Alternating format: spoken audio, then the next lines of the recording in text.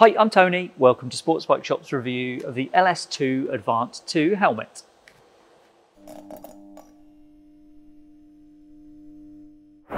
The Advant II is the latest in a string of flip-over helmets from LS2, and it's their baseline flip-over. I've worn this for around 1,800 miles of road riding, so let me run through the essential info and what I found out when I was out on the road. When I say flip-over helmet, it means the chin bar can be flipped all the way to the back of the helmet's shell.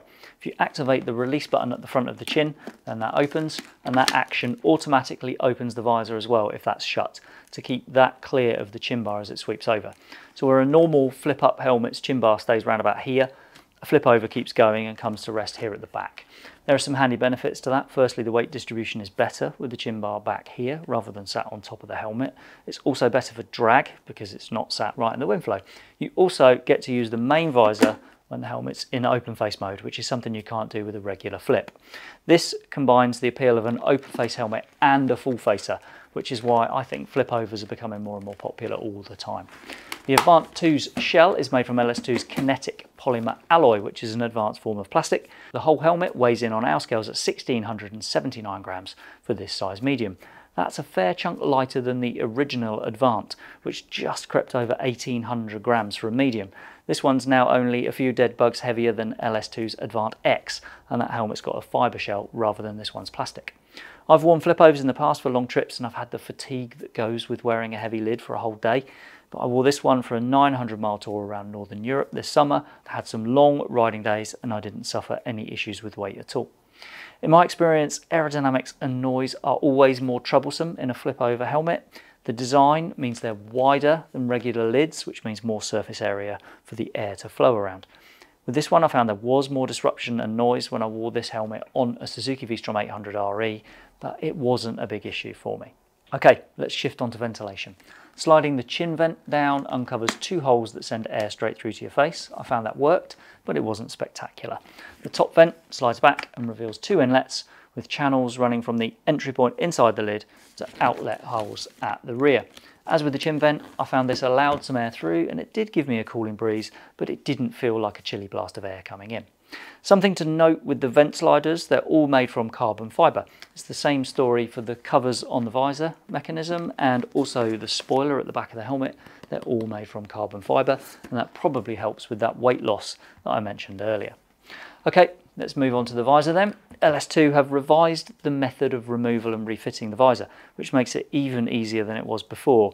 Pull down on the switches on the side runners of the visor, then it releases and feed the tabs back in, push, and the visor's back in place.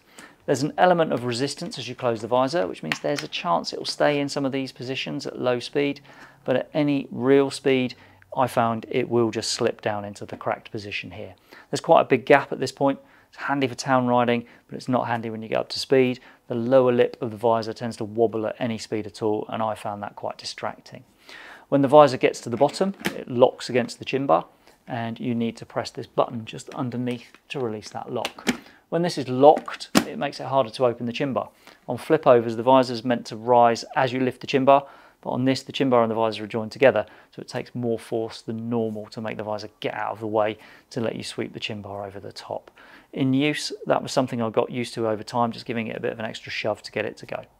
The visor's got mist protection from a Pinlock 120 XLT. That's the top grade of Pinlock, not something you normally get in a sub 300 quid helmet like this. That contributes to peripheral vision that I found to be excellent in both the vertical and the lateral planes. The sun visor runs on a switch on the bottom left of the helmet. Some visors on flip overs are often a bit shallow. This one isn't as shallow as some, but it does still feel like a bit more coverage would help. The tint level's good, and I didn't have any issues with the sun visor misting up in damp weather.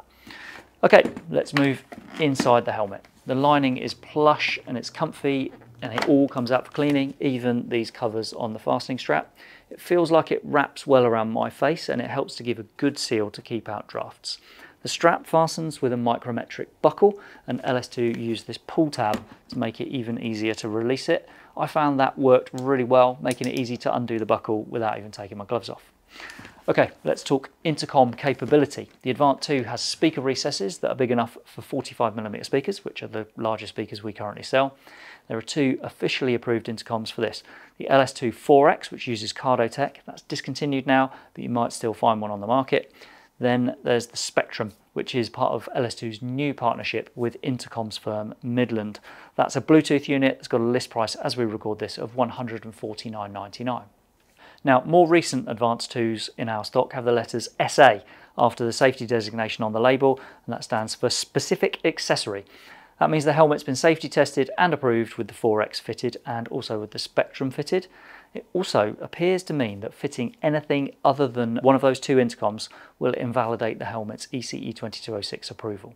Now, some people will be concerned to all hell by that, and some won't give a monkeys. If you're in the concerned category, then the 4X or the Spectrum are the units to go for. If you're not, then it's easy enough to fit a regular off-the-shelf intercom. I'll admit I wasn't fully up to speed on the safety approval situation when I reviewed this lid, and I fitted a Sena 60S intercom for my European trip. The speakers easily fitted into the recesses, and I stuck the control unit on with a self-adhesive pad. It did have to sit further back than it would on a regular helmet, but that's usually the case with flipovers, and I still had no trouble using the buttons. Okay, let's talk about sizes, approvals and pricing. The Advant II comes in sizes from extra small up to triple extra large, and that covers a range from 53 up to 66 centimeters. There are 3 shell sizes. The smallest covers helmet sizes extra small and small. Medium and large share the middle shell, and everything from XL upwards is in the biggest of the 3 shells. Now, it's unusual for a flipover to have 3 shells. Most have only 2, so that's a definite plus point. I can only speak from my own experience in terms of whether fit is consistent with other brands. I wore a medium in this helmet, which is what I wear in virtually everything I've ever reviewed. That's something to consider with all flip helmets, and especially flipovers like this. The fit will tighten when you close the chin bar. Some flipovers are dramatically different in the 2 states, and that can make it tricky to choose a size that works in both open and closed configurations. This helmet does change, but it's not as noticeable as it is on some helmets, and I think you're more likely to find that the same size will work both in open face and full face configuration. Right, in terms of approvals, this is approved to ECE 2206 for the road. There's no Sharp rating yet, but I'm poised like a silver-haired tiger, waiting for Sharp to release one so I can add it to the description below for you. Nor is there an ACU gold sticker, so you can't take this helmet on track days or go racing in one of them. If you actually wanted to do that with a flipover helmet, then I'd suspect you'd already had some kind of bang to the head anyway.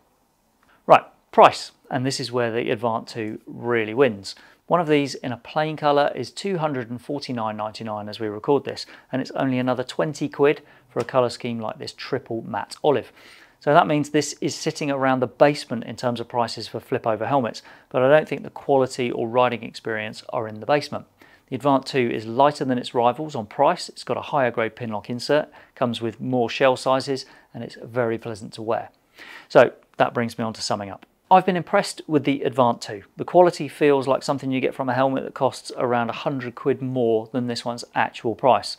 Stuff on it works, the lining is very pleasant, there's room for an official comms unit, and it doesn't block out off-the-shelf intercoms either. The ventilation's fine, and the strap fastener is especially easy to use thanks to the extra release tab. A better cracked position for the visor would be good, and that's my only noteworthy criticism after around 1800 miles of riding in this helmet. I hope that tells you everything you wanted to know about the LS2 Advant II, but if there is anything you'd like to ask or to add, then please pop a comment below. Thanks for watching.